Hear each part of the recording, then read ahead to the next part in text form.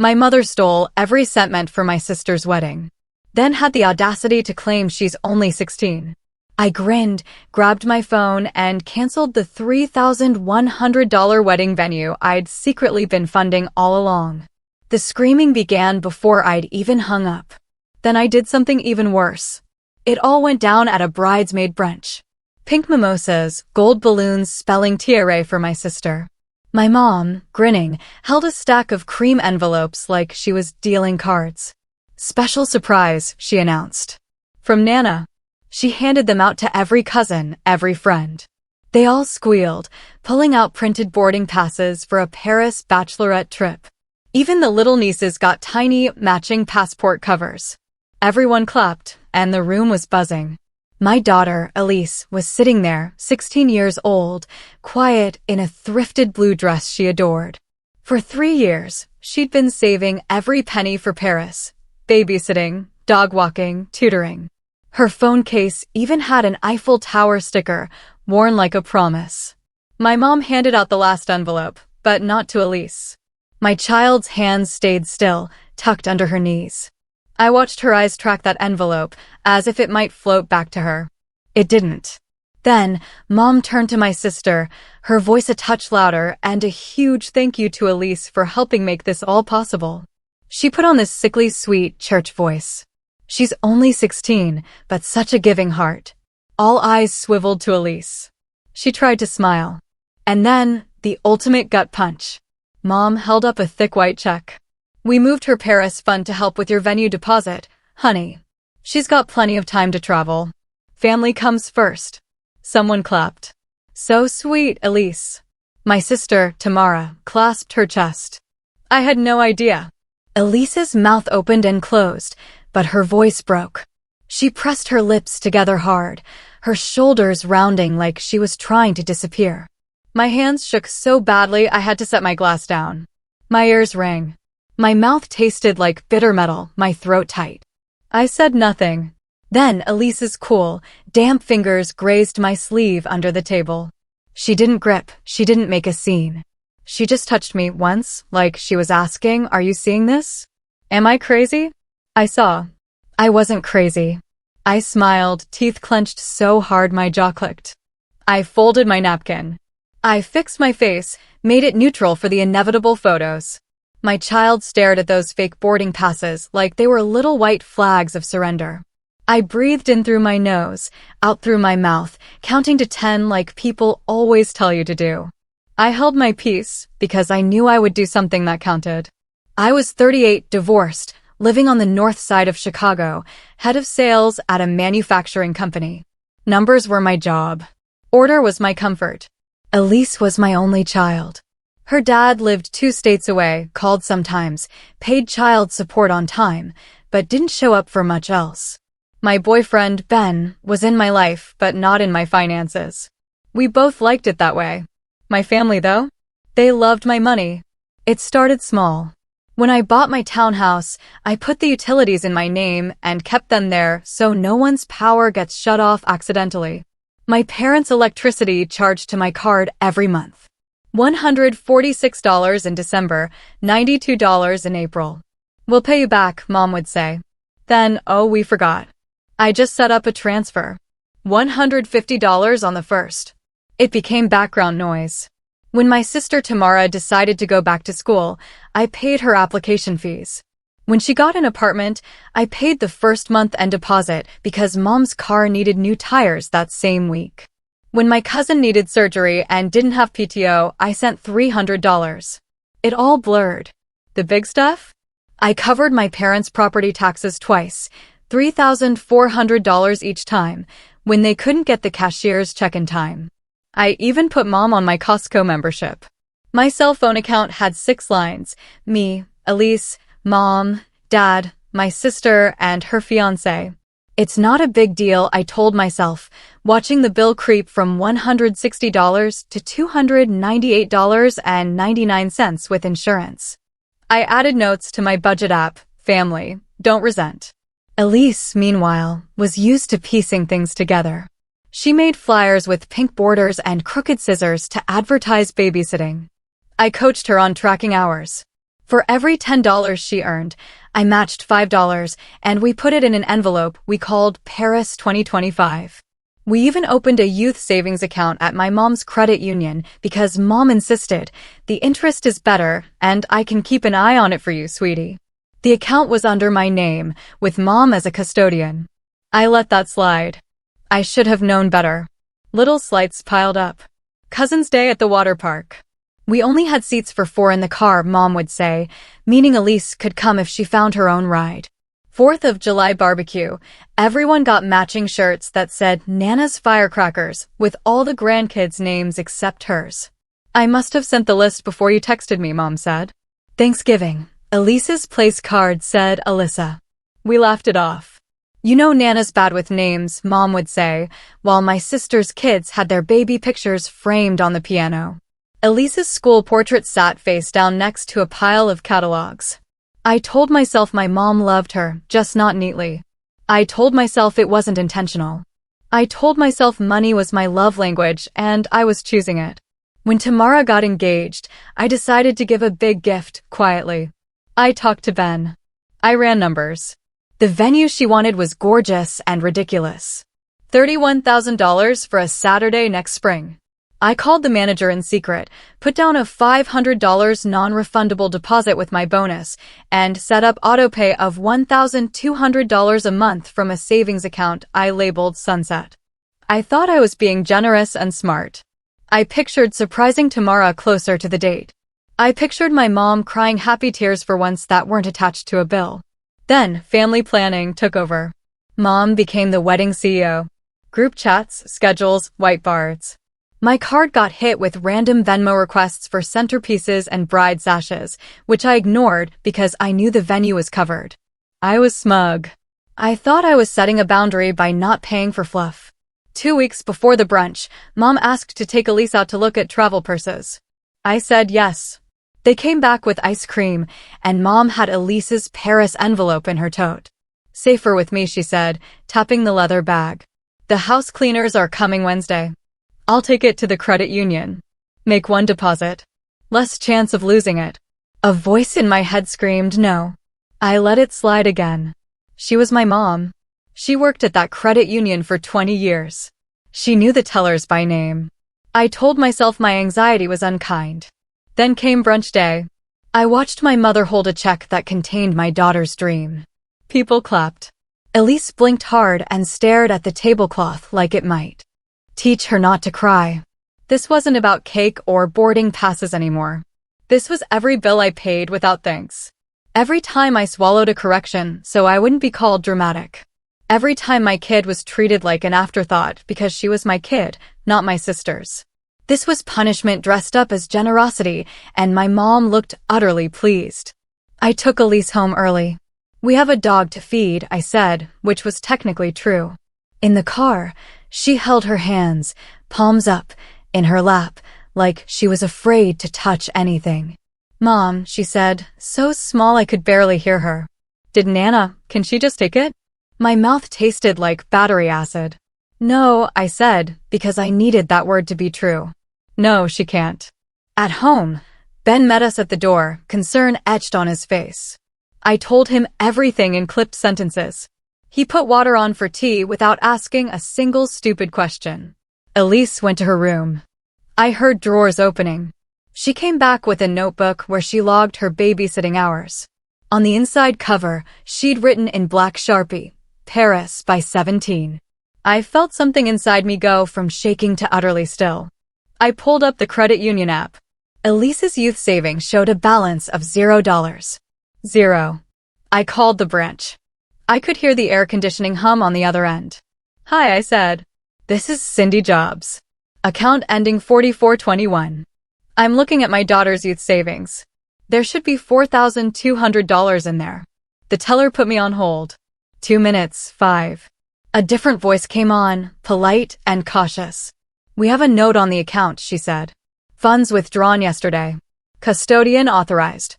My mother, I said. Janice Jobs, she confirmed, like the name might belong to a stranger. I'm sorry for any confusion. Was a check made out? I asked. A cashier's check? Yes, she said. For how much? $4,200. I set the phone on the counter like it was hot. Ben leaned against the fridge, watching my face. "Tell me what you need me to do," he said softly. "What I should have done a long time ago," I said. I opened my laptop. I logged into the venue portal, the one with the little picture of the barn and the twinkle lights. My balance showed $17,400 paid to date. My next scheduled payment date blinked green. I clicked Manage Booking. My hands were steady. I scrolled past FAQs and testimonials. I found Cancel Reservation. I clicked. A pop-up asked if I understood I would forfeit the deposit and release the date. Yes. Did I wish to proceed? Yes. I had to type a reason. I typed, funding withdrawn. I added 2 lines, because I couldn't help myself. Bride's family used my child's savings. I will not fund this. I hit submit. The phone number for the coordinator was at the bottom. I called. She picked up, cheerful. "Sagewood Barn, this is Kylie." "This is Cindy Jobs," I said. "I have a contract under my name for May 10th next year. I just submitted a cancellation online. I need confirmation in writing that the booking is canceled and all autopays are stopped." She clicked her keyboard. "I do see the cancellation request," she said, concern sliding into her voice. "I can email you a confirmation right now." "I'm sorry to hear." "It's not your problem," I said. I watched my inbox. A minute later, an email landed. Subject, Cancellation Confirmation Jobs May 10th. I opened it. My name, the amounts, the words, all recurring payments terminated. The date was free again. It felt like tearing off a cast and exposing tender-skinned hair. I sat back. The kitchen clock ticked. The kettle on the stove started to whisper before it screamed. Ben clicked it off. He looked at me like he looked at me when I coached Elise through Algebra 2, with a calm that had edges. "Ready?" he said. "For what?" I asked. "For the calls," he said. We didn't wait long. My phone lit up. Mom, then Tamara, then Mom again, then Dad, then an unknown number that was probably my cousin calling from her work phone.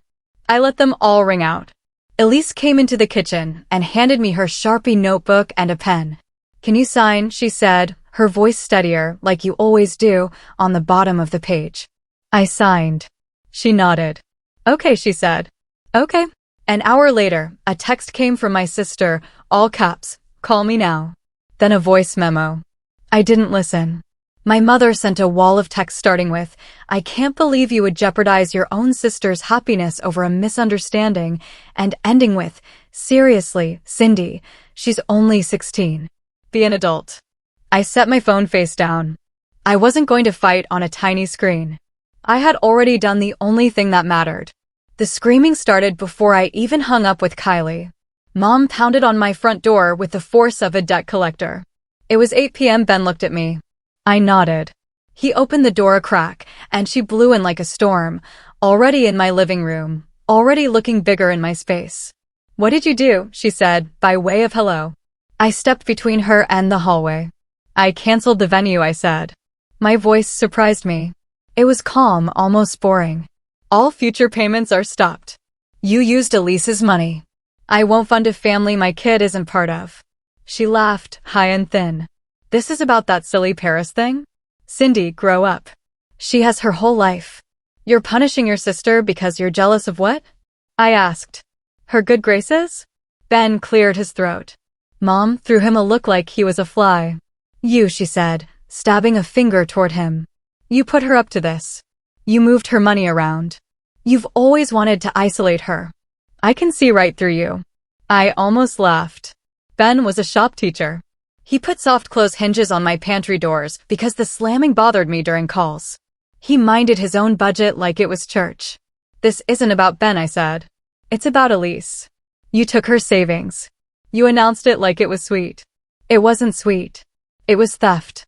You don't get to raid my kids' goals to decorate your sister's party." Mom's eyes flashed. "Watch your mouth in my presence," she said. In my house, I shot back. Tamara texted nonstop while Mom talked. "Cindy, what is wrong with you? This isn't just your money. The deposit is gone because of you. Dylan's parents are furious. I knew you'd make it about yourself." My dad called from the car. "Can we all take a breath?" he said, his voice papery. Your mother says you did something rash. I set a boundary, I said. I'm not your backup bank. He sighed like a door creaking. You're going to regret this. There were other voices. My Aunt Rosa called and left a message. I saw what happened at brunch, she said, low and sad. I brought a gift for Elise, and I left it because it felt wrong to hand it over then. I'm sorry I didn't say something then. I'm saying it now. I'm proud of you. My cousin Mariah texted Elise. Directly, I'm out on the Paris thing. It's gross. Come over next weekend. We'll do crepes. Elise showed me with wide eyes, like she'd been handed a passport that actually had her name on it. Mom's apology came wrapped in barbed wire. I didn't steal anything, she wrote. You gave me access. It's all family money until the kids are grown. If you insist on being dramatic, then fine. You're cut off. The words looked like a threat. To me, they felt like a key turning in a lock I had kept shut for too long. Tamara tried logic next. You were paying the venue in secret? That's weird, Cindy. I didn't ask you to do that. You made it your thing and now you're taking it away? Manipulative much. I texted back, I was giving you a gift. I canceled it. That is the consequence of Mom stealing from Elise. Dylan texted me once, all lowercase. I'm sorry about the savings. I didn't know. Can we talk? I didn't hate him in that moment. I also didn't make his emergency my job. 2 days later, Mom posted a screenshot of a GoFundMe to the family group chat to save Tamara's wedding with a paragraph about betrayal and selfishness. She used a photo of Tamara in a white dress from her engagement shoot. She wrote, "Some people you can't count on." She didn't use my name. She didn't need to. I turned off notifications. At the credit union, I closed Elise's youth account and opened a high-yield savings at my bank under a UTMA, with me as the custodian and no one else. Minimum balance, $25. I sat with Elise and watched her move $20 from her wallet into a new envelope that she decorated with a black pen. Paris 2026, all caps, underlined twice. She smiled a little. Her shoulders dropped. For a week, people took turns knocking on my decisions like they were checking for rotten boards. You're so cold, my mother said. You've changed. You're controlled, my sister wrote. Ben is toxic. This will pass, my dad said like it was a storm. I repeated my line each time, you're off my accounts. I'm not your backup bank. I won't fund a family my kid isn't part of. I said it like a prayer until it became a boundary with teeth. We kept our Sundays quiet for a while. I puttered, cooked. Ben fixed the leaning bookshelf in the corner. Elise did her homework at the dining table and stuck Post-its on her new bank app whenever she made a deposit, like she was leaving notes for her future self. On what would have been Tamara's venue payment day, I got a final email from Sagewood Barn. We are sorry to lose you. Please consider us for future events. It felt clean. No drama, no lingering regret. Thanksgiving came. Mom texted a photo of a long table with all my siblings and cousins. 7 place cards. Hers looked like calligraphy. No one asked us to bring pie. I set 2 extra chairs at our small table anyway, because habits die slow. They stayed empty. We did our own thing. I bought a crepe pan and a jar of Nutella and a bag of powdered sugar that puffed like chalk dust. We played a French jazz playlist off YouTube. Ben folded batter in the air like a magician. Elise drew an Eiffel Tower on cardstock with tiny hearts at the top and wrote "Someday" under it in small letters. I stuck it on the fridge with a magnet shaped like Illinois. The doorbell rang and I braced. It was Aunt Rosa with a foil-covered pie and a shy smile. I brought this for Elise, she said, handing her a small white envelope. Inside was a note with "I see you" in her neat handwriting and a crisp $50 bill. No strings, she added to me. I'll take the heat. Mariah came later with hot cocoa packets and her goofy dog. The dog licked Elise's ankles, and she laughed without blinking it back. They sprawled on the rug and made a list of words they wanted to learn in French. Train station, please, booked solid. We made a new tradition that evening without declaring it. We cleaned as we went. We put on a stupid rom-com. We ate until we were full and not beyond. When I washed the crepe pan, it left a thin sheen of butter on the water that caught the light. I thought of all the things I had paid for and how none of them had bought respect for my child.